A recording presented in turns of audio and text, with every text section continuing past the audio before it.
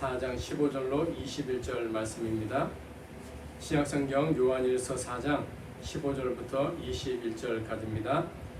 누구든지 예수를 하나님의 아들이라 시인하면 하나님이 그의 안에 거하시고 그도 하나님 안에 거하느니라. 하나님이 우리를 사랑하시는 사랑을 우리가 알고 믿었노니 하나님은 사랑이시라. 사랑 안에 거하는 자는 하나님 안에 거하고 하나님도 그의 안에 거하시느니라. 이로써 사랑이 우리에게 온전히 이루어진 것은 우리로 심판날에 담대함을 가지게 하려 함이니 주께서 그러하심과 같이 우리도 이 세상에서 그러하니라. 사랑 안에 두려움이 없고 온전한 사랑이 두려움을 내쫓나니 두려움에는 형벌이 있음이라. 두려워하는 자는 사랑 안에서 온전히 이루지 못하였느니라. 우리가 사랑하면 그가 먼저 우리를 사랑하셨음이라. 누구든지 하나님을 사랑하노라 하고 그 형제를 미워하면 이는 거짓말하는 자니 보는 바 그 형제를 사랑하지 아니하는 자는 보지 못하는 바 하나님을 사랑할 수 없느니라. 우리가 이 계명을 주께 받았나니 하나님을 사랑하는 자는 또한 그 형제를 사랑할지니라. 아멘. 이 시간 정체성이라는 제목으로 김시영 목사님 말씀을 전해 주시겠습니다. 큰 은혜 받는 시간 되시기 바랍니다.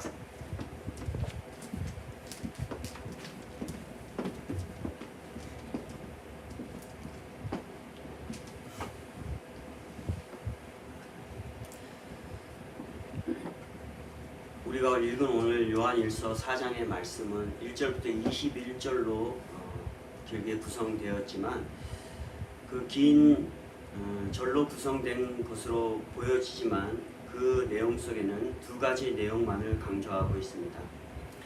하나는 영에 대하여 또 하나는 사랑입니다. 특히 요한은 사랑에 대하여서 강조하고 있는데 이 사랑은 그리스도인의 정체성을 의미하고 또한 그리스도인들이 영적 전투에서 승리할 수 있는 비결로 연결되고 있습니다. 사랑을 이루는 성도로 사는 전제를 진리의 영과 미혹의 영을 잘 분별하고 성령의 뜻에 순종하는 것으로 말하고 있습니다. 왜냐하면 거짓 영들은 성도들 간의 관계를 무너뜨리려고 하고 더 나아가서 가정과 교회를 파괴하려 하기 때문입니다. 그래서 그리스도에 대한 믿음을 혼돈하게 하여서 하나님과의 교제를 끊어버리기 때문입니다. 그러므로 요한이 강조하는 것은 세상의 거짓 영들의 간교함에 그리스도인으로서의 정체성이 흔들리지 않는 가장 큰 힘은 바로 하나님을 사랑하는 삶의 실천임을 강조합니다. 사랑의 삶은 그리스도인의 정체성을 세상에서 지키는 힘이며 그래서 심판날 재림 예수 그리스도 앞에 기쁨으로 담대히 나아갈 수 있는 원천임을 말씀하고 있습니다. 하나님을 사랑하는 것, 과연 무엇일까요? 요한은 사랑에 대하여 아주 많이 강조합니다. 오늘 본문 말씀뿐만이 아니라 요한복음에서도 하나님 사랑에 대하여서 강조하고 있음을 보게 됩니다. 하나님의 본질적인 성품이 사랑이라는 뜻이기도 하지만 하나님은 사랑의 공동체 안에서 늘 존재하시는 분입니다. 좀 더 신학적으로 말하면 이것이 기독교의 신론의 요체인 삼위일체의 하나님을 말하고 있습니다. 그래서 삼위일체 하나님을 생각할 때 가장 먼저 사랑을 떠올려야 합니다.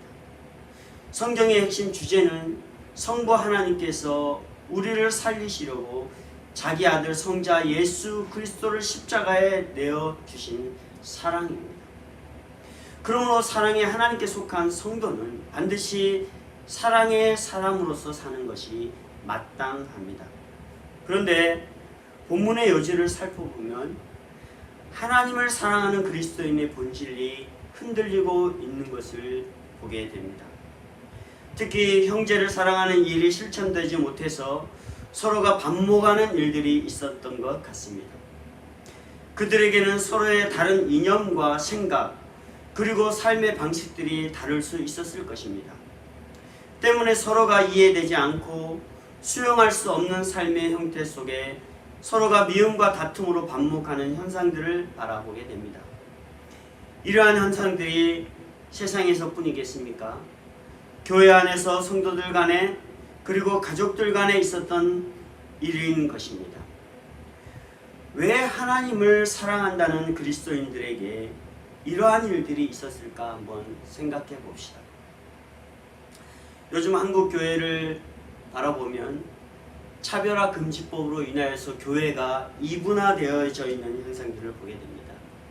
성경적인 잣대를 서로가 가지고 차별화 금지법이 통과되어야 되고, 또한 차별화 금지법을 반대하는 무리들이 대치되고 있는 현상들을 보게 됩니다. 격화된 일들로 인하여서 모든 국민들이 교회를 바라보며 누가 잘못됐다, 누가 아니다, 교회가 이래서는 안 된다라는 말들이 일어나고 있음을 보게 됩니다. 저는 이러한 현상들 속에서 하나님을 사랑하는 교회가, 교인들이 왜 이렇게 이분화되어야 되고, 사회적인 이슈와 정치적인 이슈 가운데 교회가 이것 앞에 동조되어지지 않으면 교회로서의 역할을 못한다, 비난을 받아야 될까라고 한번 생각해 보았습니다. 요한 역시 이러한 현상들을 바라보면서 어떻게 생각했을까? 저는 성경을 찾아보면서 요한복음 5장 42절을 보았습니다. 예수께서 안식일에 병자들을 고치신 사역에 대해서 유대인들은 안식일에 일을 하였다는 이유로 예수님을 죽이고자 합니다. 그리고 예수님과 변론하게 됩니다. 그러면서 예수님은 이런 자들의 생각과 삶을 보면서 이렇게 말씀하십니다. 하나님을 사랑하는 것이 너희 속에 없음을 알았노라 라고 말씀합니다. 이들은 하나님 사랑의 목표인 영생하는 것을 목적하고 믿음과 성경의 계명과 뜻을 따르지 않았던 것입니다. 유대인으로서, 대제사장으로서, 제사장으로서, 사두개인으로서, 바리새인으로서의 어떤 명성과 그들이 가지고 있는 그 가치가 하나님의 사랑의 목표인 영생하는 삶을 짓눌러 버렸던 것입니다. 그래서 사람들에게 자기들이 존경받고 자기들이 제사장으로서, 사두개인으로서, 유대인으로서 누리는 어떤 이러한 명예가 더 그들에게 앞서갔던 것이었습니다.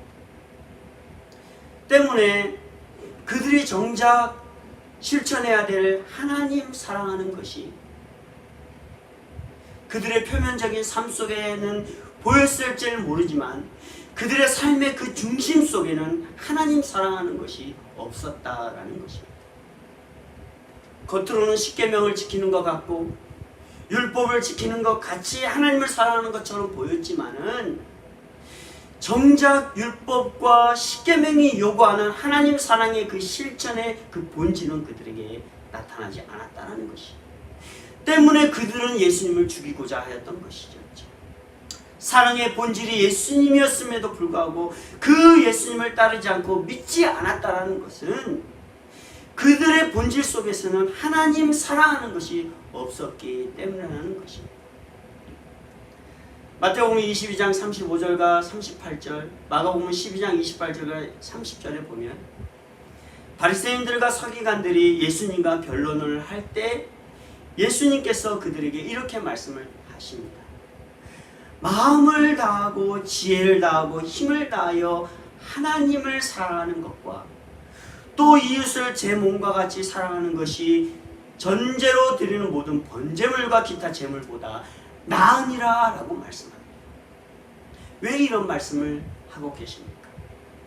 하나님을 사랑한다고 율법을 지키려고 하였던 이들이 이웃을 사랑하는 것이 나타나지 않았기 때문입니다. 하나님을 사랑하는 자들은 이웃을 사랑하는 것이 동시에 함께 나타나야 됨에도 불구하고 이들은 형식적인 자들의 제사의식과 형식적으로 율법을 지키는 이러한 일들이 하나님 사랑하는 것처럼 부각되고 나타났던 것들을 보게 되어지죠. 그래서 세상 가운데 굶주리고 헐벗고 정말로 참된 하나님의 사랑을 찾는 자들은 돌아보지 않았던 이들의 모습 때문에 예수님께서 이들에게 이렇게 말씀하신 것을 보게 됩니다. 사랑이 무엇입니까? 문학적인 의미로는 누군가에 대해 좋은 감정을 느끼는 것이다 라고 표현합니다. 그러나 이러한 문학적이고 사정적인 의미를 가지고 하나님을 사랑한다 라고 말해서는 절대 안 됩니다.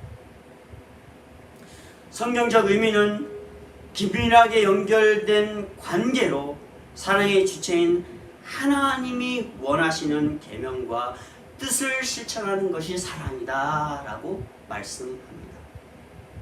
그래서 요한은 14장 15절에 예수님께서 제자들에게 하신 말씀을 강조하십니다.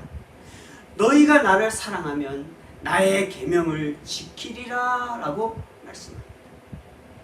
또한 14장 21절과 24절에 가룟 유다에게 이렇게 말씀하십니다. 사람이 나를 사랑하면 내 말을 지키리니 내 아버지께서 그를 사랑하실 것이요 우리가 그에게 가서 거처를 그와 함께 하리라. 나를 사랑하지 아니하는 자는 내 말을 지키지 아니하나니 너희가 듣는 말은 내 말이 아니요 나를 보내신 아버지의 말씀이니라 라고 말씀하십니다. 이와 같은 말씀을 결론적으로 유추하면 하나님의 계명과 뜻을 지키지 않는 자는 결국 하나님을 사랑하지 않는 자들입니다. 하나님의 이 말씀을 따르지 아니하고 하나님께서 우리에게 주신 계명 앞에 내가 떨림으로 반응하지 아니하면 그들은 하나님을 사랑하지 않는 자들이라는 것입니다. 하나님을 사랑한다 하면서도 하나님이 우리에게 요구하였던 이웃사랑의 실천들을 우리가 실천하지 아니하면 그들이 어찌 하나님을 사랑한다라고 말할 수 있겠냐라는 것입니다. 예를 들어 바리새인들과 사두개인들이 예수님을 시험하기 위해서 예수님에게 하늘의 표적을 구하였습니다. 예수님께서는 이들의 모습을 통하여서 이렇게 말씀하십니다. 어찌 내 말한 것이 떡의 간함이 아닌 줄을 깨닫지 못하느냐. 오직 바리새인들과 사두개인들의 누룩을 주의하라 라고 말씀하십니다. 누룩은 무엇입니까? 이스트잖아요. 이스트. 빵을 만들 때 사용하는 주 재료입니다. 빵을 부풀게 하는 것이고 더 맛있게 하는 것이 바로 누룩입니다. 여러분들 우리 이 미국에서 뿐만 아니라 뭐 한국에도 있을지 모르겠지만 커피 모카빵 한번 드셔보셨습니까? 커피 모카빵을 보면 그 모카빵을 표면적으로 딱 보면 정말 맛있어 보입니다. 윤기가 살살살살 흐릅니다. 아주 알맞게 빵이 잘 부풀어 있습니다. 그래서 그 빵을 사가지고 그 빵을 한 입을 딱 깨물어 보면 어떻습니까? 그 속은 텅텅 비어 있어요. 그래서 그 빈 속에 안에 약간 달달한 크림 같은 것이 묻혀 있어서 비어 있지만 그것을 물어서 먹으면 참 달콤하고 맛있습니다. 무엇 때문에 그 빵이 이렇게 속은 비어 있지만 부풀어 있을까요? 바로 누룩 때문입니다. 그런데 성경은 이 누룩을 사용할 것을 삼갈 것을 재차 강조합니다. 그리고 예수님도 바울도 누룩을 제거하라 라고 누누이 성경 속에서 말씀하고 있습니다. 왜 그렇습니까? 바리새인들과 사두개인들, 하나님을 사랑한다고 하는 사람들의 모습이 이 누룩과 같았기 때문입니다. 겉으로는 뻔지르르하고 형식적으로는 멋있어 보이고 형식적으로는 제사장 같고 말씀을 전하는 사람 같지만 정작 하나님 사랑 가운데 차여 있어야 될 그들의 마음은 비어 있었다라는 것입니다. 자기들의 이득만을 취하고 자기들의 어떤 사람들에게 존경만 받으려는 이러한 모습들로 인하여서 긴 옷을 입고 시장 가운데 서서 사람들에게 나는 제사장이다, 나는 성경을 가르치는, 나는 율법을 가르치는 자다라고 뽐내는 이러한 모습 가운데 살아왔던 자들이었기 때문임을 성경은 말하고 있습니다. 우리의 모습 또한 한번 돌아보아야 합니다. 이러한 누룩처럼 우리의 신앙적인 삶이 부풀려 있지 않았는지 한번 살펴보아야 합니다. 오늘날의 교회들을 보면 이러한 누룩과 같은 모습들이 너무나도 많이 보입니다. 그냥 보이는 형식적인 것들로 교회를 판단하고 사람들의 신앙을 판단하는 모습들을 보게 됩니다. 제가 오늘 넥타이도 매지 아니하고 이렇게 티를 입고 설교를 합니다. 옛날 같았으면 어떻게 좀 목사가 저렇게 티를 입고 넥타이도 안 매고 저렇게 설교를 할까라고 말할 것입니다. 아니, 지금도 그럴 수 있습니다. 그러나 저의 모습이 누더기와 같습니까? 그렇지 않습니다. 실례로 이건 저의 생각이고 저의 습관이지만 저는 어디를 나가도 이 더운 날씨, 땡볕 같은 날씨에도 반바지를 입고 나가지 않습니다. 심지어는 거리에 공원을 가서 운동을 하러 나갈 때도 저는 반바지를 입지 않습니다. 제 성격일 수 있겠죠. 그리고 저는 티를 입던 뭐를 입던 바지를 입던 어떤 옷을 입던 간에 늘 옷을 깨끗이 다려놓습니다.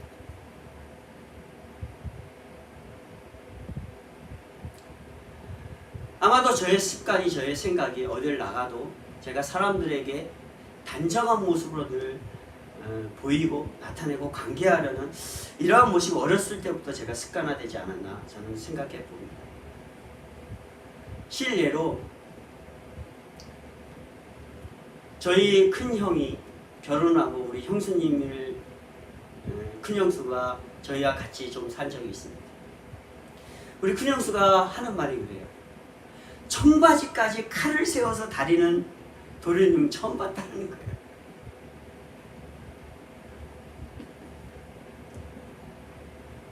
무슨 말입니까? 우리의 보이는 형식, 갖추어져 있는 형식을 하나님 사랑하는 기준이 되어질 수 없다는 것이에요. 우리의 마음이 늘 단정되어지고 하나님을 사랑하는 것 앞에서 우리의 행동과 우리가 살아가는 이런 모습이 절제되어지고 정말로 예의를 갖춘다면 굳이 양복을 입지 않고 좋은 양복을 입지 않고 좋은 넥타이를 매지 않아도 하나님을 사랑할 수 있는 모습이 충분히 발휘되어질 수 있다는 것입니다. 오늘날의 기독교 주변에는 참으로 다양한 오류들이 존재하고 있습니다. 아주 심각한 것 중 하나는 잘못된 신앙 사상이라고 생각합니다. 우리가 하나님의 계명과 뜻을 이 땅에서 잘 행하는지에 대한 하나님의 관심을 가지지 않는 것이 그 문제입니다. 내가 어떻게 하면 하나님을 사랑할 수 있을까? 하나님을 사랑하는 방법들이 무엇일까? 내가 하나님을 사랑한다고 살았을 때 하나님이 나에 대해서 만족하실까? 이 잘못의 바탕은 하나님에게 가장 중요한 것은 우리의 믿음에서 시작된 것이라고 생각하기 때문에 난 믿음이 있어. 이것으로 모든 것을 다 어떻게 결정짓는 것이죠. 믿음과 하나님을 사랑하는 것이 실제적인 신앙의 삶의 부분과 또한 성경적 이론과 신학적 이론, 즉 신앙 중심의 일종으로 간주된 채 두 부분으로 분리되어 존재한다는 것입니다. 그러나 믿음은 무엇입니까? 하나님을 향한 신실함을 의미합니다. 믿음은 내가 뭔가 믿음이 있다고 해서 그 믿음 때문에 나는 거룩하고 나는 하나님을 사랑하는 사람이고 라고 결정할 수 없다는 것이죠. 그리스도인들이 믿음이 있다라면 그들은 신실한 믿음이 우리의 삶 속에서 존재되어야 합니다. 신실함이 결여되지 않는 것은 믿음이 없는 것입니다.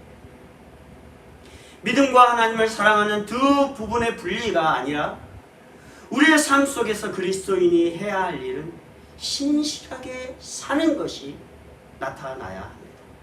믿음이 있다. 그 신실하게 살아가는 그 삶은 바로 하나님을 사랑하는 실천입니다. 신실한 그리스도인들은 하나님이 만족하시도록 하나님의 뜻과 계명 실천에 더욱 신경 쓰고 그것에 노력하고 그것에 힘을 다하는 것입니다.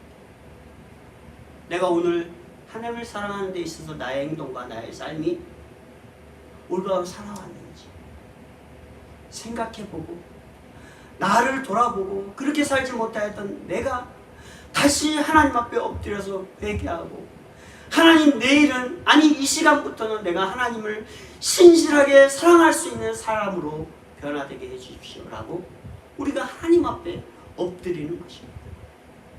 그것이 바로 우리의 믿음이라는 것이죠. 이러한 것은 바로 뭡니까?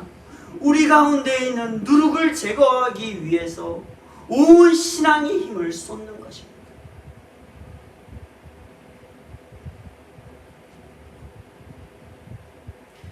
예수님은 분명히 이러한 두 부분으로 분리된 우리들에게 명확하게 말씀하십니다. 요한복음 14장 23절에 예수께서 대답하여 가라사대 사람이 나를 사랑하면 내 말을 지키리니 내 아버지께서 저를 사랑하실 것이요 우리가 저에게 와서 거처를 저와 함께 하리라 라고 말씀합니다. 사람들은 종종 이렇게 말합니다. 내가 예수님을 믿고 믿음이 있는데 내가 살아가는 삶을 바라보면 하나님의 은혜와 사랑은 정말 나에게 무조건적이지 않는 것 같아 라고 말하는 사람도 있습니다. 아마 그 사람들은 분명히 누룩을 제거하지 않은 채 살아왔던 사람들일 것입니다. 정작 자기의 생각으로는 믿음이 있다고 하면서도 그 사람에게 정작 본인에게 주어진 하나님의 말씀과 그 계명들을 신실함으로 실천하지 않았던 모습 속에서 하나님의 은혜와 사랑을 그가 체험하지 못하였던 것이죠. 주님은 말씀하십니다. 사람이 나를 사랑하면 내 말을 지킨다. 그러면 아버지도 사랑하신다. 그렇잖아요. 다시 말해서 하나님께서 나에게 은혜와 사랑을 무조건적으로 주시지 않았다라고 느낀다면 내가 하나님의 말씀을 지키지 않았다라고 여러분 자신들을 판단해야 합니다. 왜? 내 말을 지키면 아버지께서 저를 사랑하실 것이다 라고 예수님께서 분명히 말씀하고 있기 때문입니다. 또한 요한일서 3장 22절에 무엇인지 구하는 바를 그에게 받나니 이는 우리가 그의 계명을 지키고 그 앞에서 기뻐하시는 것을 행함이라 라고 말하고 있습니다.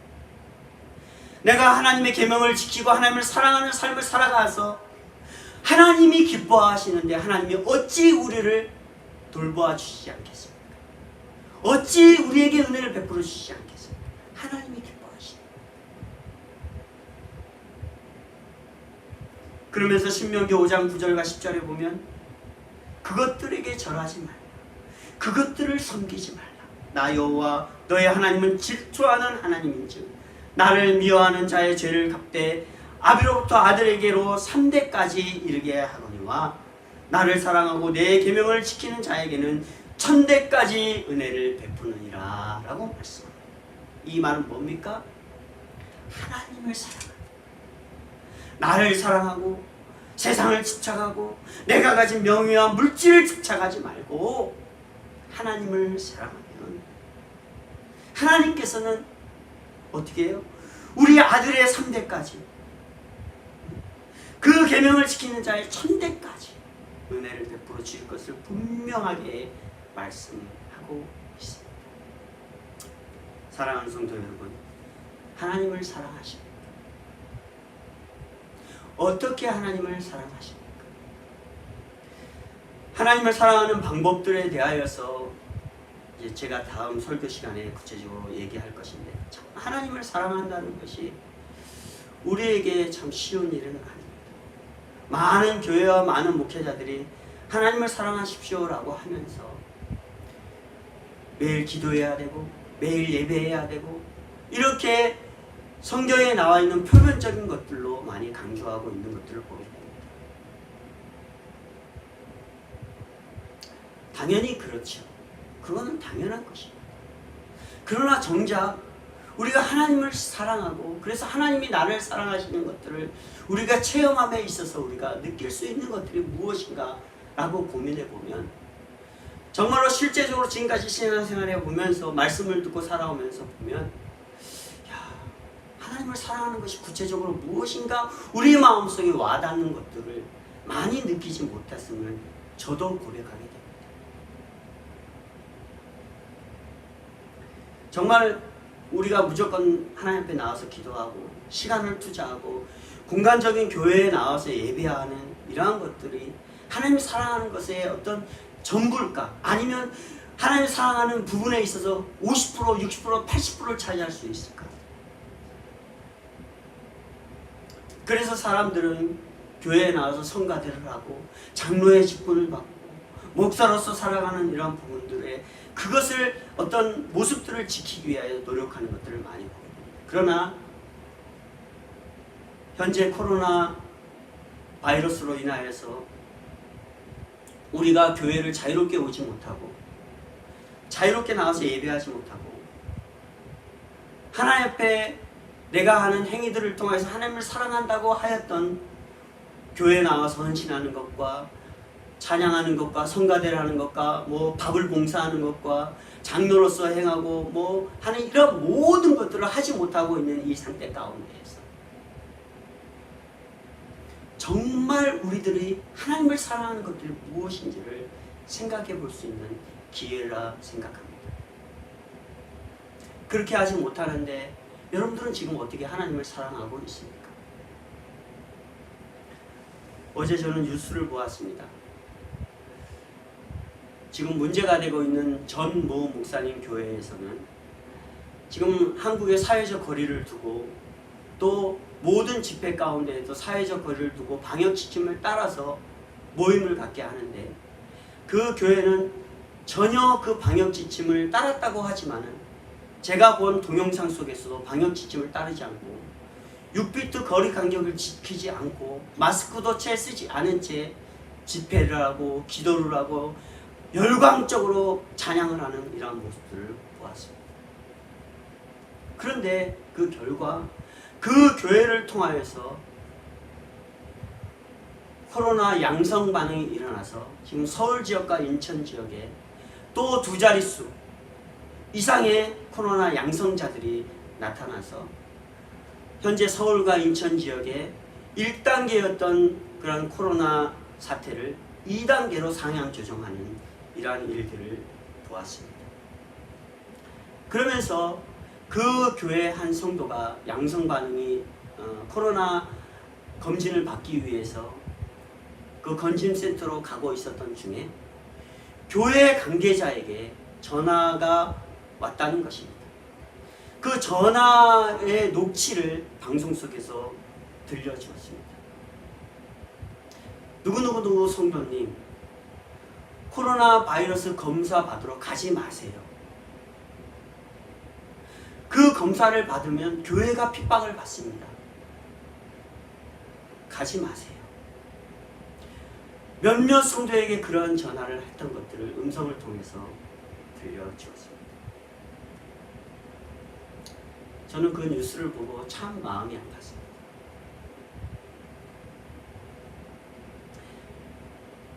교회가 핍박을 받는다. 저가 그분의 입장이었다면 한 성도가 코로나에 걸렸을까 안 걸렸을까 걱정이 되어서 빨리 가서 검사 받고 양성이 되었다면 치료를 받도록 조치를 할 것입니다.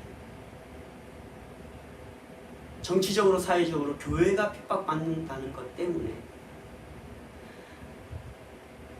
나보다 더 한 영혼을 아끼시는 그 하나님의 그 영혼을 무시해버린 채 코로나 검사를 받지 말라고 종용하는 이러한 모습 앞에 참 마음이 아팠습니다.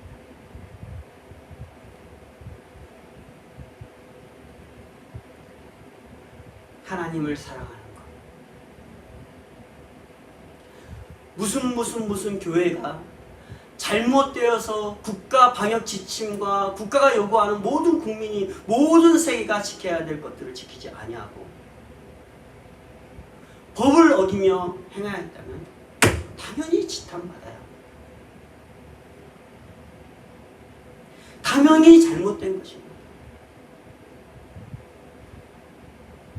오늘날의 교회들은 너무 세상의 정치적인 것과 사회적인 이슈에 반응하고 그것이 교회가 해야 될 일이냐라고 착각하고 있는 모습들을 보게 됩니다.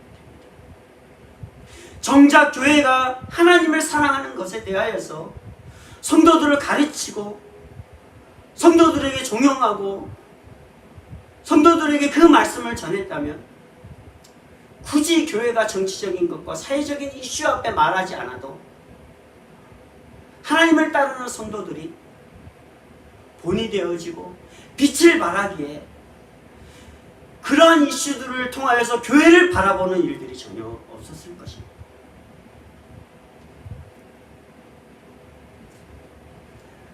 문재인 정권을 타도하면 교회가 평안해질까요?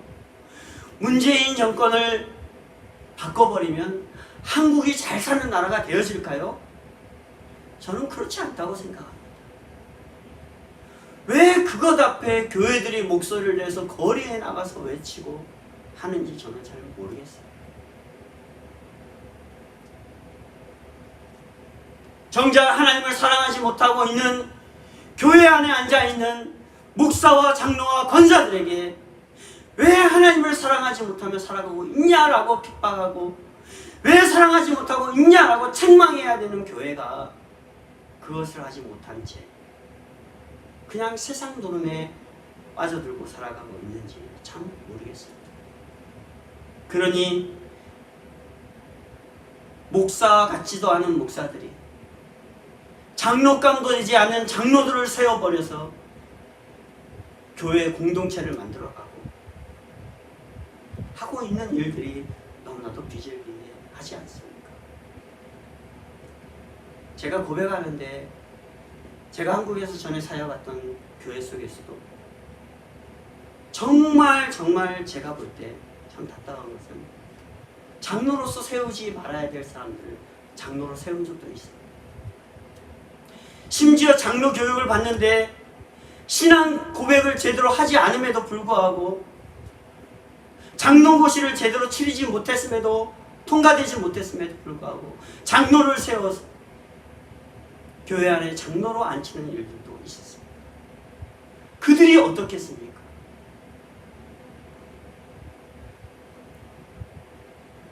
그 이상은 말하지 않겠습니다. 역시 마찬가지입니다. 오늘날의 교회가 저는 주사랑교회를 세우고 요 몇 주간에 이 한 달 동안에 주사랑교회가 해야 될 일들과 주사랑교회가 앞으로 나아갈 일들에 대해서 너무나도 많은 생각을 하고 고민을 해봤습니다. 정말 말씀을 전하고 이 땅 가운데 하나님을 말씀을 모르는 자들에게 말씀을 알게 하여서 하나님을 사랑할 수 있는 것들로 변화시키고자 이렇게 주사랑교회를 세우고 하나님 앞에 기도했지만 저의 살아을 돌아보면 그냥 기존 교회가 하는 일들과 크게 차이가 없었던 것을 제가 발견하게 됐습니다. 그냥 모이고 예배하고 밥 차려서 밥 먹고 정말 그들에게 하나님의 사랑을 실천할 수 있는 때로는 따가운 말씀과 권면보다는 그냥 교회가 전체적으로 하는 일들에 그냥 그것만 해나가는 모습이 아니었나 한번 생각해 보았습니다. 정작 우리 성도들이 세상 밖에 나아가서 하나님의 사랑으로 누룩이 조금씩 제거된 채 하나님의 사랑을 실천하고 있는지 돌아보고 그들을 권면하며 우리가 목회를 해왔는지,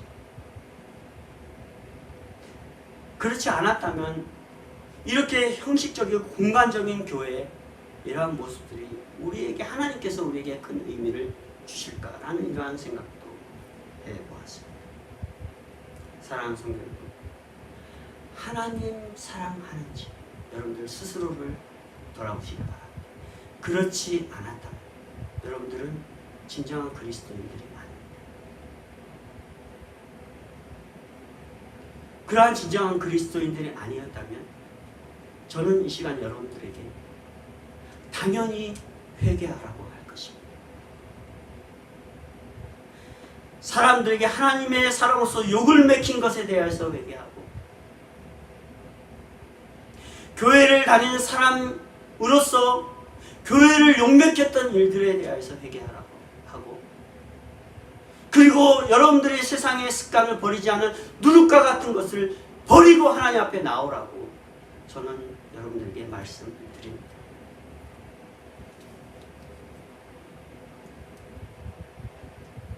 왜 하나님을 사랑하는 것에 대하여서 요한은 이렇게 말씀하고 있습니까? 성경 본문에 보면 형제들이 서로 사랑해야 할 근거는 바로 하나님 사랑이기 때문이다 라고 말하고 있습니다. 이것은 특히 12절에 교회 공동체 안에서 형제들이 서로를 사랑할 때 하나님의 사랑이 온전해진다 라고 말씀하면서 형제 사랑의 중요성을 강조합니다. 여기서 말하는 형제는 우리의 어떤 생물학적 형제를 말하고 있는 것이 아니죠. 우리가 함께 살아가고 있는 이런 모든 사람들을 말하고 있습니다. 교회 안에 있는 사람도 말하고 있고, 또 우리가 살아가는 삶의 현장과 가정과 모든 삶의 형태 속에서 어울려지는 사람들일 수 있습니다. 왜 이런 것을 강조합니까? 사랑의 실천은 17절 이하의 말씀을 통해 볼 때 심판의 형벌이 있기 때문에, 하나님을 사랑하면 그 이웃도 사랑해야 되는 이 명제 앞에 이것을 행하지 못하면 하나님의 심판이 우리 가운데 있기 때문이죠. 온전한 사랑을 행하는 자는 오늘 성경에 보면 심판의 두려움도 없다라고 말합니다. 저는 오늘 우리 성도들에게 하나님을 사랑한다라고 한다면 마지막 때를 여러분들은 두려워하지 않을 것입니다. 마지막 때에 오는 예수 그리스도의 그 심판을 두려워하지 않을 것이에요. 세상에 어떤 미련을 두고 내가 이 세상에 더 잘 살고 싶은데, 내 이 명예를 더 추구하고 싶은데 라는 이러한 것에 연연하지 않을 것입니다. 그렇지 않는 사람은 늘 세상 가운데에서 두려움에 살 것입니다. 왜 하나님은 나를 사랑하지 않지? 왜 나에게 은혜를 베풀어 주지 않지? 점점 나이가 먹어가는데, 그러다 보니 어떻게 해요? 내 자신을 더 이기적인 신앙인으로 만들어 버립니다. 또한 우리 자녀들을 그렇게 이기적인 사람으로 만들어 버립니다. 교회에서도 자녀들을 그렇게 교육해 버립니다.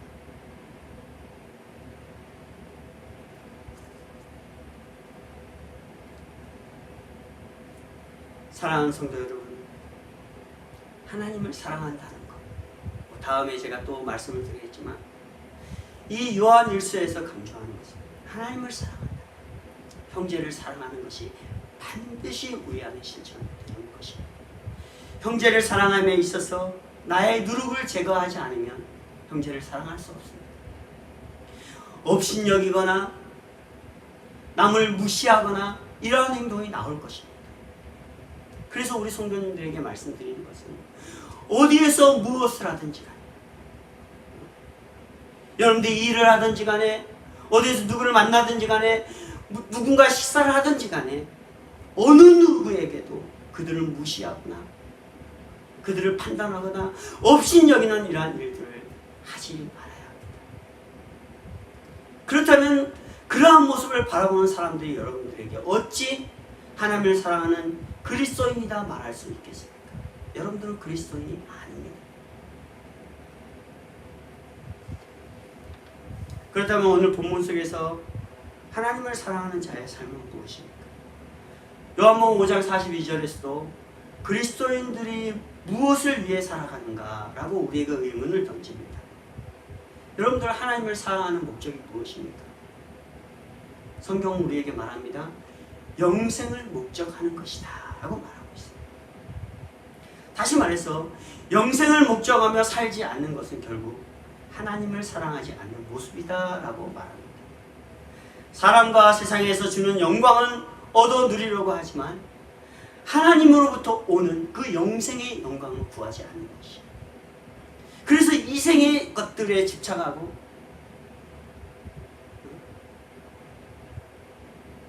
그 집착한 것들을 통하여서 자기가 누리려는 이러한 삶밖에 없다는 것이죠. 그렇다면 이들을 향하여서 진정한 그리스도인의 정체성을 소유한 사람일까라고 말할 수 있습니까? 성도는 하나님께 속한 영과 적그리 그리스도에게 속한 영, 진리의 영과 미혹의 영, 참된 선지자와 거짓 선지자들을 잘 분별해야 합니다. 다시 말해서 하나님을 사랑하는 사람들은 오늘 1절과 6절 말씀에 있는 것처럼 무엇이 거짓 영이며 참된 영이고 무엇이 참된 선지자이며 거짓 선지자인지를 잘 분별한다는 것이. 제가 옛날에 어렸을 때 저희 집안이 어려웠을 때였습니다. 한 가축을 개조해서 거기서 비닐하우스 같은 가축이었는데 거기서 생활할 때가 있었습니다. 한 동네에서 멀찌감치 떨어져서 밭을 막 지나고 그 가축을 그 축사였던 그런 비닐하우스를 가서 거기서 먹고 자고 했었던 기억이 납니다. 근데 거기를 갈 때면 제가 자전거를 타고 다녔거든요. 거기를 지나가려고 하면 논과 밭을 지나야 합니다. 근데 논과 밭을 지나면 어떻습니까? 거기에 보면 논밭에 줄 거름들을 막 쌓아놓습니다. 그 거름들은 뭐냐면 뭐 닭똥 거름들이 참 많았었습니다. 그때. 겨울에는 그래도 괜찮습니다. 여름이 되어서 그곳을 지나가면 그러한 그 닭분들 거름으로 인하여서 날파리들이 얼마나 많이 날아다니는지 아십니까? 그냥 눈을 뜨고 걸어가도 때로는 날파리가 이 눈에 들어갑니다. 그러니 한번 생각해 보시죠. 자전거를 타고 거기를 지나가려면 제대로 눈을 뜨고 갈 수가 없습니다. 거기를 통과하는 순간 여 날파리가 몇 개나 꼬이는지 모를 정도입니다. 뿐만 아닙니다. 냄새는 얼마나 지독하죠. 그 거기를 통과할 수가 없을 정도의 냄새가 납니다. 그런데 참 이상하죠. 시간이 몇 달 지나면서 거기를 지나가게 되면 저도 모르게 그 냄새와 그 날파리 때의 그 공격이 익숙해집니다. 요령이 생기는 거죠. 날파리를 어떻게 피하는지. 그리고 하도 냄새를 맡다 보니까 그 냄새가 닭똥 냄새인지 그래 우리가 살아가는 삶의 냄새인지 모를 정도로 이제는 그렇게 제가 무뎌지게 됩니다. 더러운 것인지 나쁜 냄새인지도 모른 채 살아가는 것이지. 왜 하나님을 사랑해야 합니까?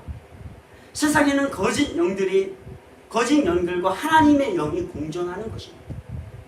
그래서 늘 거짓 영들이 하나님을 믿는 사람들과 하나님의 영을 파괴하려고 하고 그들을 못 살게 하려고 합니다. 우리가 아직도 육체 가운데 있기 때문에 어떻게 해요?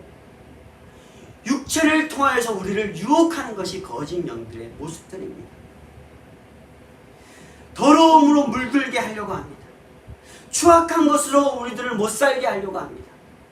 그리고 우리의 마음 중심이 그 더러운 것으로 가득 차게 하여서 형식은 그리스도인 것처럼 보이지만 그들이 추구하는 것은 거짓의 영을 따르게 하는 것입니다.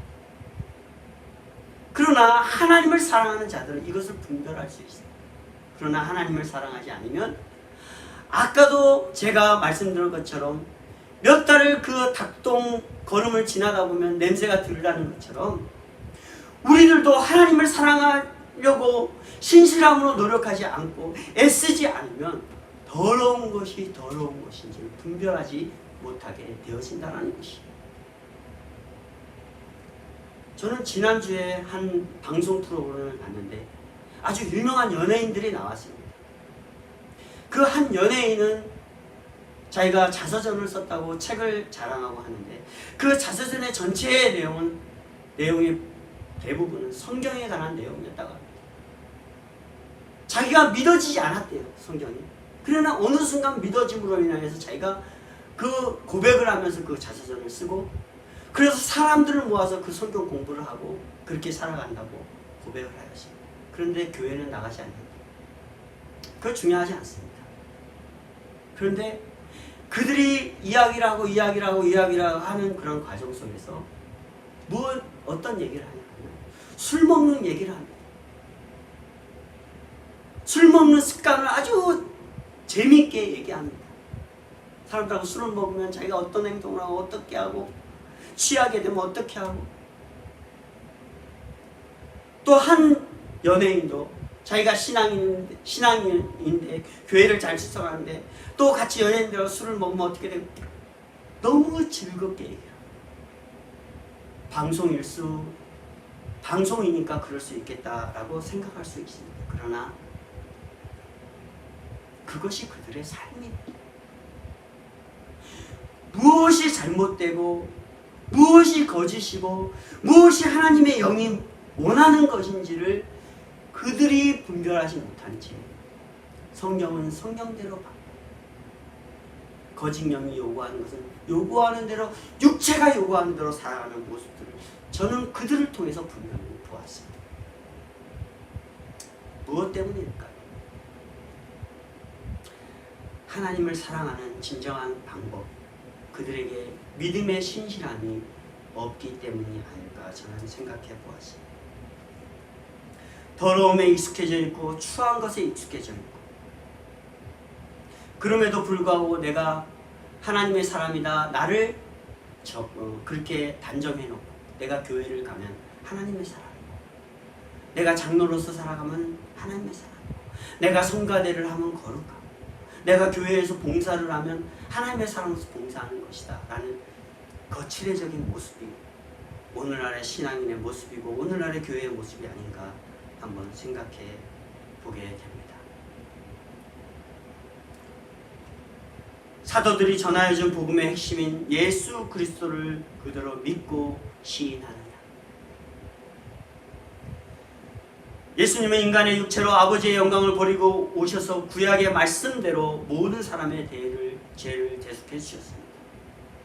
이러한 사실이 믿어지기에 성경의 진리를 통하여서 하나님이 우리에게 말씀하신 계명과 그 말씀의 뜻을 따라서 영을 분별할 뿐만 아니라 그 거짓의 영에 미혹되지 않고 살아가는 우리의 삶이 정말 하나님을 사랑하는 삶의 모습이 아니겠습니까? 그래서 내 가운데 있는 누룩, 방탕하고 거짓되고 이웃에게 사람들에게 하나님의 사람으로서 온전히 내 모습을 보이지 못한 이러한 것들을 철저하게 주님 앞에 회개할 수 있는 그런 우리의 모습이 먼저 선행되어져야 되지 않을까 싶습니다. 믿음으로 인하여 내 속에 내주하시는 성령님께서 그렇다면 내 대신 악의 영과 싸워 이기게 해 주실 것입니다.